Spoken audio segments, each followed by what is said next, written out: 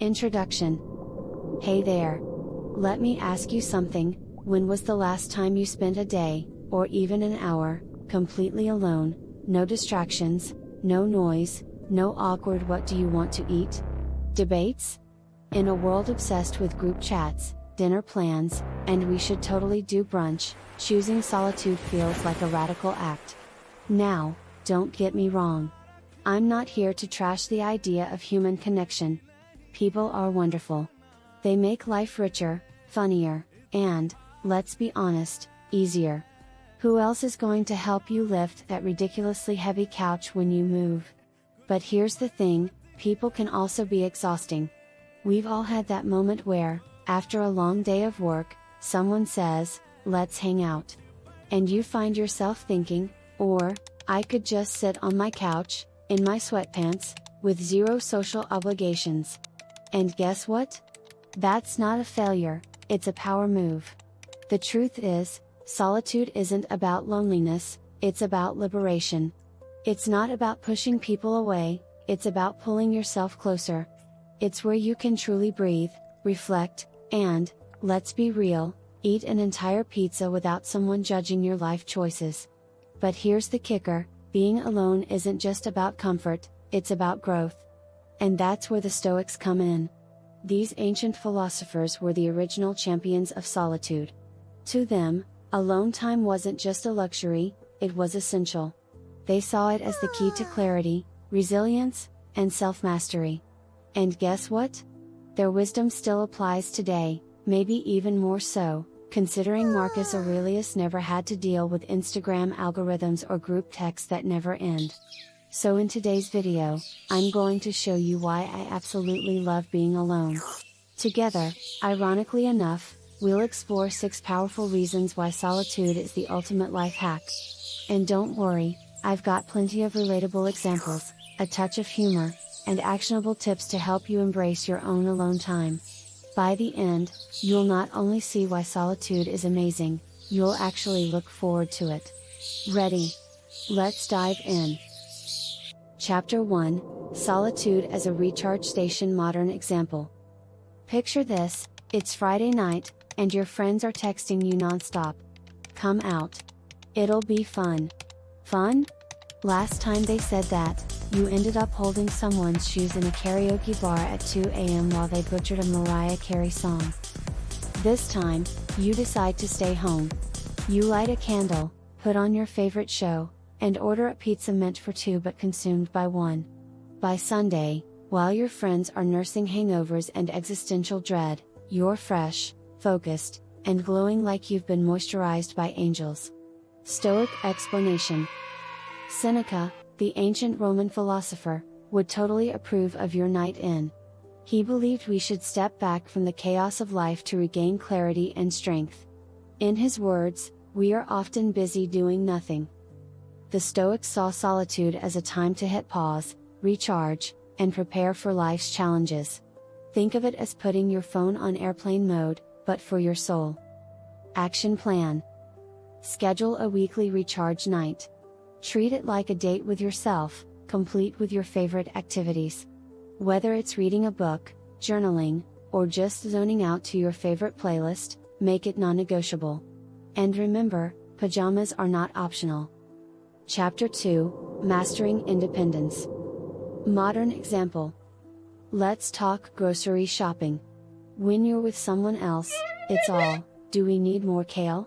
Alone, you skip the kale entirely and get the snacks you actually want. You realize there's something deeply satisfying about walking through those aisles, making decisions on your own. It's like a mini victory every time you pick the good bread without consulting anyone. Stoic explanation. Epictetus, the OG independence guru, said, "Freedom is the only worthy goal in life. It is won by disregarding things beyond our control." Independence isn't just about doing things solo, it's about realizing you're capable of steering your own ship.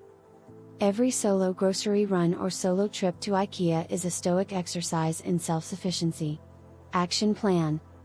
Take yourself out on solo missions.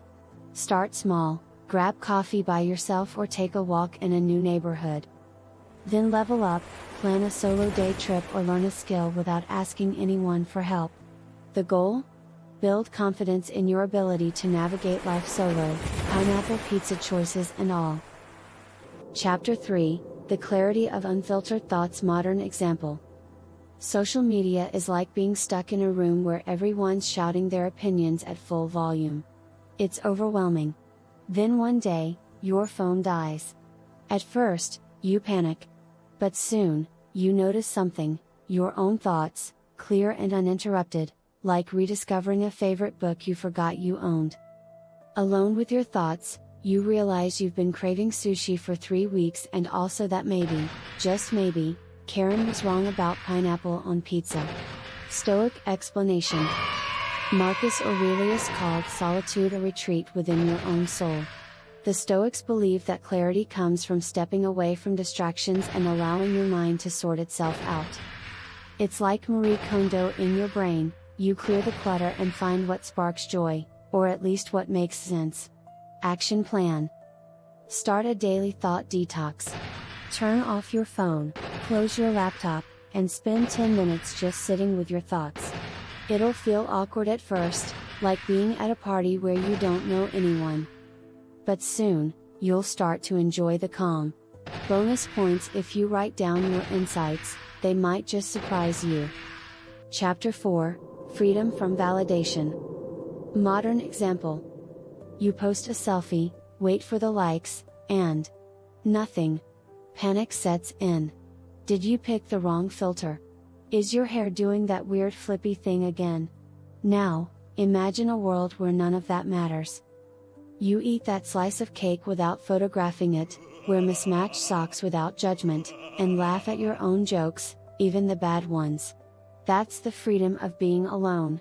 Stoic explanation. Epictetus famously said, "It is not what happens to you, but how you react to it that matters." When you stop seeking validation, you reclaim your power. Solitude teaches you that your worth isn't tied to someone else's approval. It's baked right into who you are, mismatched socks and all. Action plan. Go on a validation cleanse. For one day, avoid seeking feedback or posting on social media. Instead, do something purely for yourself, try painting, baking, or dancing like no one's watching, because they aren't. Notice how good it feels to enjoy something without needing applause. Chapter 5, Creativity Thrives in Silence. Modern example. Ever wonder why your best ideas come in the shower? No interruptions, no notifications, just you, your shampoo, and your brilliance. Solitude creates the space for those lightbulb moments, whether it's a new recipe idea, a business plan, or the realization that socks and sandals aren't a terrible combo. Stoic explanation. Seneca said, "A mind that is free from distraction is a mind that is free to create." When you're alone, you give your brain the room to think outside the box, or in the case of shower thoughts, outside the soap dish. Action plan. Schedule silent brainstorm sessions. Sit with a notebook and let your thoughts roam. No pressure to be productive, just let the ideas flow.